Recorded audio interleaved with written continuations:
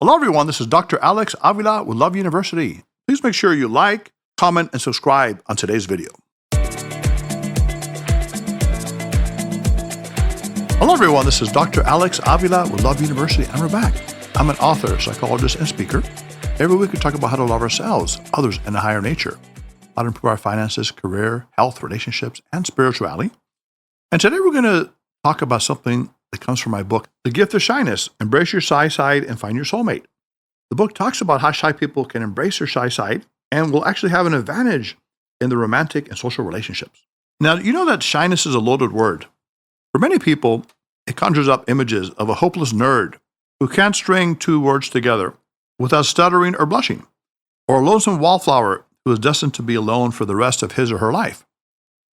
Let's face it, to be shy in our society is often to be considered less than a complete human being. Shyness has been defined as a harmful psychological state that causes people to withdraw from others because they're extremely fearful of being judged or criticized.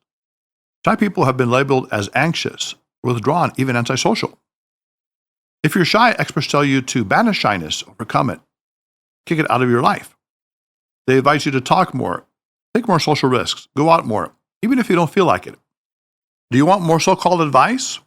How about making a schedule of places to go, smiling, making eye contact, flirting? Why don't you become a real person for goodness sake?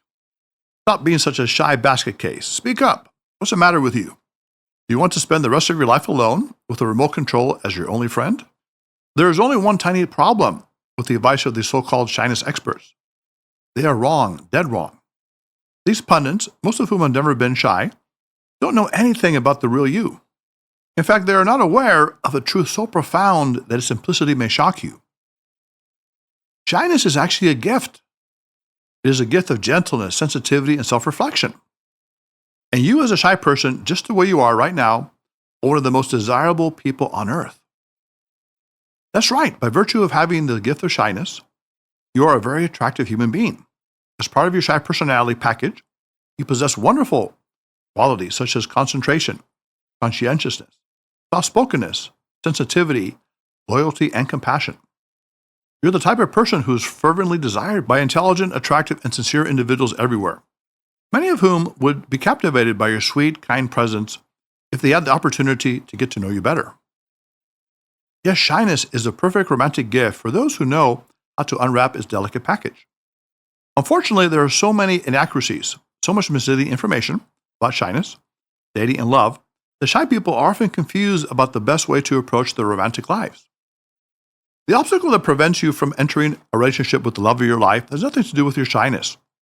Rather, your dating struggles are created by the battle between two opposing sides of your personality, the self-observer and the actor.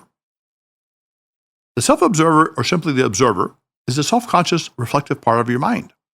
It's the mental mirror that is always observing you and constantly evaluating your social performance through the eyes of other people. The observer is constantly asking, am I coming across okay? Do other people like me? Am I making a social blunder? At the other end of the spectrum lies the actor, the playful and free-flowing part of your mind. The actor is the side of you that acts spontaneously in social situations without worrying too much about what others think. It's the fun-loving part of your mind that is perfectly happy being in the moment. Think of your personality as a battleground with two opposing camps, the actor and the observer. Some people ally themselves more with the actor, some with the observer. Others choose neutral ground and prefer to be friends with both. Shy people are usually too closely allied with their observers. They have too much of the self-critical observer and not enough of the spontaneous actor in their personalities. As a result, they become excessively self-conscious and worried about making mistakes and looking foolish in social settings. These observer-dominated shy people often freeze in social situations, so afraid to look silly or incompetent that they're unable to say or do anything at all. At the other extreme are the people who have too much of the actor. These selfish and inconsiderate individuals rarely think about the consequences of their actions. Although the actor can contribute greatly to the development of social confidence and spontaneity, people who are 100% actor-driven tend to go overboard and act in childish ways. They give in to their immature impulses and focus on their needs without considering the impact of their reckless behavior on others. Socially successful people, in contrast, occupy the middle ground and are on friendly terms with both their actors and their observers. They have what is known as the actor-observer balance, the ideal mixture of spontaneous actor and self-reflective observer. They have just enough actor to make sure they act naturally and spontaneously in social situations, and just the right amount of observer to help them correct their social mistakes and improve their romantic results. Before you create this ideal combination, however, you need to realize just how much your overactive observer has controlled you until now, and how much it has prevented you from finding love. When the observer controls your personality, you're incapable of acting freely and intelligently. You become too self-critical and self-conscious, too quick to chastise yourself for not being clever enough, attractive enough, or good enough to attract and hold the affections of the person you desire. Think about it. How many times have you tormented yourself because you weren't as witty, talkative, or expressive as you should have been? How many times have you second-guessed yourself for the things you should have said or shouldn't have said when dealing with a potential romantic partner? How many times have you felt anxiety, perhaps outright terror, when you were near someone you were very attracted to? Chances are you've experienced these thoughts and feelings many times as a shy person. Now, Jonathan, my producer, I know you've talked in the past that you're somewhat shy. For example, in meeting an attractive person or woman that you're interested in. Tell us a little bit about your background with shyness. I think overall I'm a pretty shy guy, but say if I'm like with someone and we have a very good vibe with each other, then that elevates my shyness to not shy at all, if that makes sense. Okay, that's now, but when you first started out, we talked about the observer, right? That part of us is saying, you're going to say something silly, you're going to be clumsy. Did you ever have an observer in your mind when it comes to, say, talking to a woman? Maybe at first, but I feel like just like with anything, with more practice, you gain more confidence. That's exactly true, Jonathan. But I'm wondering, was there a time, maybe in your earlier years, when talking to a girl or a woman would be difficult for you? I guess probably back in like junior high or high school when social media wasn't really a thing. So you had to like be, I guess, more talkative in person over through text. And right. I guess like that was just like my forte of starting off. Like that was my first experience with that kind of thing. Yes. And of course, the self-observer is a part of us that's criticizing, right? You're going to say something dumb, they're going to reject you. Mm-hmm. So one good idea, and also for the audience listening, is to think of your favorite actor or actress, someone that you really admire, and think of how they walk, how they talk, how they act. Recall their nonverbal expressions, how they succeed in their life and in terms of the movie or the TV show because of their confidence. Jonathan, can you think of an actor or someone that you admire like that? Or even a musician, it could be anyone in some field. I know a lot of people my age resonate with Ryan Gosling for some reason. Okay. Not people. You personally. Do you resonate? Yeah, I with mean, him? I guess because like overall he's like a shy guy, doesn't talk much, but like Yes.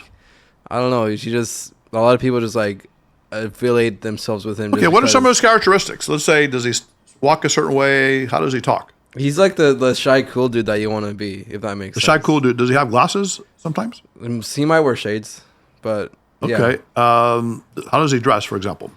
Normally in a suit or like maybe like casual clothing. Right. So you would want to do this, and people at home can do this, is think of your actor that you admire and then go into the mirror. Maybe stand like them. You might even talk a little bit like them, some of your nonverbal expressions, and kind of feel that you are perhaps this person. But what's really happening is that you're channeling your inner actor. So your inner actor resonates with his outer actor, and that's a part of you that's natural, spontaneous, authentic, funny, charming, and attractive. And the more you tap into this actor, this inner actor, the stronger it will become. Like you were saying, Jonathan, practice makes perfect. And shy people need to do that because they have approximately 80% of the time they're in their self-observer. They're thinking how people are going to judge me and criticize me, and maybe 10 to 20% in the actor. You want to be the opposite. You want to be 80% of the time in this actor. Part of you that's confident, that can speak your mind, that is authentic and natural. And even if you're shy, you can be shyly confident or confidently shy. And at the same time, you can reduce your self-critical observer. You can become an authentically powerful person. Wouldn't that be nice to do, Jonathan? That would be pretty nice. Exactly. And Love University students, you can do this. You can reduce your observer and increase your actor. You can practice the technique we just talked about, is to imitate your favorite TV or movie actor, but at the same time, become who you really are. Find your inner actor, the part of you that has spontaneity, but also has maybe the shyness positivity, which are sensitivity traits, self-reflection, gentleness, loyalty. Shy people are often good listeners, so think of all the wonderful traits you have as a shy person. Doesn't mean you have to change being a shy person. You can remain a shy person, but you can minimize and reduce the observer and increase the actor at the same time.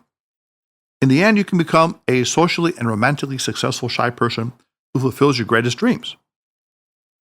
As you embrace your shyness in the right way, you will have a new superpower that will bring you joy and success in your personal and romantic relationships. Love University students, 50% of the people in the U.S. are shy, so it's a lot of people. And they may be secretly shy. You might not even tell that they're shy, but deep down inside, they feel this. And they may be shy sometimes in business, but not in the romantic life, or romantic or not in business, or sometimes in both. But again, it's not a stigma. It's not something to be ashamed of or to be worried about, sad about. Shyness can be a gift, be a strength. But again, you need to embrace the positive sides and minimize that self-observer. So go out this week, practice being your favorite actor or actress, or maybe it could be someone else that you admire, maybe a role model, a parent, a family member, a coach, someone you've seen on television, or someone you read about from history that you really admire. You can adopt some of those traits, which many times you already have inside you. Love University students, if you want to comment on today's show, or if you want to be a show guest or have a show idea, you can reach us at 310-226-8090. You can write to us at loveuniversitylove@gmail.com. Visit us at loveuniversity.love. Also, make sure to follow us on the social media links below. And remember to like, comment, and subscribe to our Love University YouTube channel. So Love University students, go out this week and have a confident, authentic, natural actor week in which you develop your inner power and your inner love. Now, put away your notebook, your iPads, your phones. This is Dr. Alex Avila, Love University. Class is now dismissed.